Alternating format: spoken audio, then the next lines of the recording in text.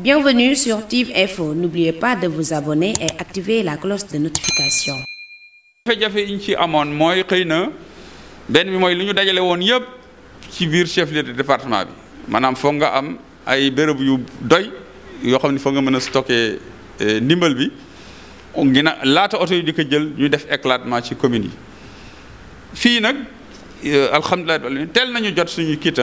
benn retard la ñu amoon mooy ci pat bi mais daanaka bi muy ñëw ci la ñuy commencé di distribuer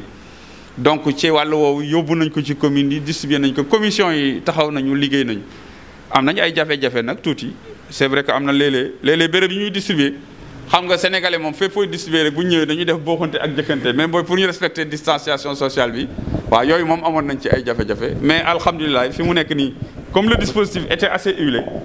daanaka départ bi moo metti woon mais après amuloon problème te ci commune Tivaouane sax dañ ko programmé woon par quartier liggéey nañ ci ak yéen ngeen di communiquer ni suba ñetti quartiers yi ñooy ñëw jël loolu yëpp da doon bokk ci wàññi nombre bi nga xam ni moo fay daje pour ñu mën a jël sans bokkante mais du ñàkk nag loo tere léeg-léeg comme nit ñi yaakaar bi aussi dafa fort te xëy na xaar bi xaw na yàgg nit ñi léeg-léeg ñu xaw a bokkanteeg tuuti mais alhamdulilah rabil alamin. Est-ce que bëriwul ay réclamation si am na ci waaw am na ay réclamation ndaxte ci wàllu ñi am carte d'égalité des chances mooy handicapé yi ñooñu dafa am ñoo xam ne nekkuñu woon ci biir liste bi. bon ci programme national de bourse de sécurité familiale am na ñoo xam ni ay bourse la woon mais revalidé wuñ ko woon mais ñooñu jot nañ seen fichier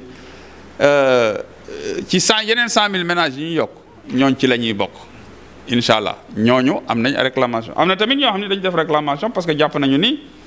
dañoo war a am comme ñëpp te mbir mi am na ay critères yu ñu dégagé woon pour sélection maanaam waxuñu ni ñëpp lañ koy jox. dafa am ñu nu ciblé woon ñu nekkoon RNU registre national unique ñi ci des nekkuñu RNU mais ay impacté Covid lañu wala jotuñu woon am chance dugg RNU seen doole néew na ñooñu ñu jël leen waaye nag xam nga booy ciblé di tànn mooy di nga jël ñi bàyyi ñi loolu moom mënul ñàkk waaw waaye tout compte fait booy xool nombre bi nu jël nombre bu am solo la parce que 1 million de ménages ñu yokk ci 100 000 sur une population de 16 millions boo koy seet day nekk presque. boo jëlee 8 personnes par ménage presque 8 millions donc dana laal presque la moitié bu ma jëlee benn exemple rek mooy commune Tivaouane tey jii boo doon xool nombre de ménages commune Tivaouane c'est 7800 et quelques te Tivaouane 4114 ménages am nañ ci donc plus de 50% de ménages am nañu donc loolu c'est quelque chose bi nga xam ni c'est pas négligeable ce n'est pas négligeable mais population yi tamit du ñëpp ñoo koy xamee noonu am na ñoo xam ni tamit dinañu nemmeeku yaakaar ni nañ ko defee ciblage bi xëy na ñoom am na ñu leen ko gën a ñoom ñoo ko gënoon itteewoo ñenn ñi ñooñu am nañu te ñoom amuñu mais loolu tam foog ñu relativiser ndax léeg-léeg mën nga dugg ci quartier boo xam ni xëy na ña fa nekk presque ñu bëree seen kii tane na di nga gis koo xam ni boo fa jëloon ñetti nit sax di nga gis koo xam ni moom am na te xaw na tane keneen ki nga xam ne ci beneen quartier xëy na kiiwul maanaam mbiram demewul noonu yooyu tamit da ciy am mais réclamation yi moom ñu ngi koy étudier carte d'égalité des chances ak bourse yeeg yooyu ñooñu moom seen réclamation ñu ngi koy jël ñeneen ñi aussi ñi ngi jël am nañu benn fichier benn chemise boo xam ne dugal nañ ci yooyu yëpp pour xool ko seet nan lañ koy saafara. xam naa la ci organisation bi nga xamante ne moom la ñu defoon ci secteur ceeb. waaw boo xoolee nag ci wàllu gestion lii di feebar bi quartier yi joxuñu ko lii di feebar bi maanaam dañu doon accentué ci joxeelu ceeb bi te ci joxeelu lii di xeex feebar dans ce cas là yaakaar naa day jaar pour de changer lii di doxalin de communication en tant que chef exécutif départemental. plan de communication bi nga xam ne parce que taxaw pour nit ñi gën a xam li nga xam ne waaw loolu fekk nañ sax léegi wax nañ ci effectivement ndaxte xeex bi ay pàcc yu bëri la dafa am pàcc boo xam ne mi ngi concerné situation épidémiologique lépp lu jëm ci wàllu santé bi nan nga koy xeexee prélèvement yeeg nan lañ lañ gérer personne confinée cas confiné yooyu yëpp cas contact moo am beneen pàcc boo xam ni mooy ñi nga xam ni xëy na donte mbas bi laal na leen wala laal na leen mais ci biir si seen doxalin ak seen dundi ak restriction yi ñu defoon ñooñu mbas bi dal na seen kaw donc am na lu mu leen yàqal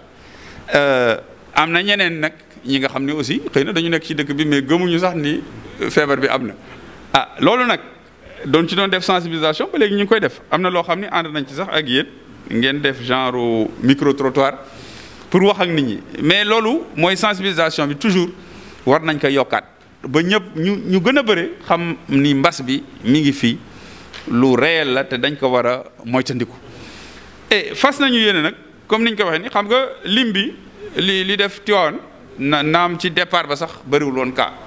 mais mu dem ba ci yàgg bi ñu defee lever restriction yi rek nga gis ak dem bëgg dëkk bi cas yi commencé exploser wax naa ko léegi mu day laaj beneen taxawaay léegi ba pare protéger nu nga xam ne ñu ngi mooy le personnel de santé donc communication bi il faut que ñu mettre l'accent sur la nécessité de porter le masque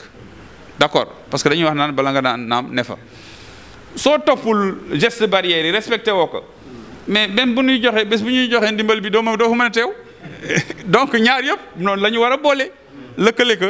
waaw respecté geste barrière yi ba pare nag continuer et di liggéey di xeex parce que aussi il faut pas que ñu nasaxal suñu économie bi aussi ba mu daanu ba nga xam ne du ñu am taxawaay pour mën a xeex mbas bi. ak Taïba Ndiaye Daaru Khoudoss ak Mboro ñoom jot nañu sax une partie ñu ngi jéem a compléter pour ñu pare au plus tard avant le 15 comme ni ko président waxee dana fekk incha allah mu jeex. yeneen communes yi nekk ci arrondissement Niakhène arrondissement Mérina Dakhar Tivaouane Mekhe pare nañu commune Chérif Lo commune Pambal pare na commune Morolan ak Notto Gouye Diama ñoom it daanaka pare nañ donc li ñuy dese mooy Daaru Khoudoss Mboro ak Pire ñooñu daal ñoo des Taïba Ndiaye mi ngi ci Meewaan mi ngi ci donc ñu ngi ci résilience boobu mais dana am lu ma wax ci wàllu confinement bi léeg-léeg day laajaat beneen ndimbal boo xam ne dañ ko war a jox ñi nga xam dañuy confiner waaw parce que boo confiné nit ki dematul dikkatul dooleem ak dundam xam na nu muy demee léegi ci wàllu woowu képp ki nga xam ne aussi maire la ñu ngi lay tàllal loxo ñu jàpp ci état mi ngi ciy jàpp mais ay bonne volonté ak ñëpp ak solidarité bi nga xam ni am na ci Sénégalais yi loolu yëpp tamit ñu boole ko ci yaakaar naa ni dana gën a jàppale li nga xam ni mooy programme de résilience sociale bi ma wax ni nag gouvernement bi tamit ci li mu doon def ci wàllu programme boobu def na ko am na secteur yoo xam ne jàpp na leen muy secteur privé ci tourisme hôtellerie transporteurs yeeg yëpp ñooñu ñëpp aussi ñi ngi leen di xalaat te état aussi am na loo xam ni defal na leen ko pour jàppale leen ñu gën a am taxawaay mën a xeex mbas bi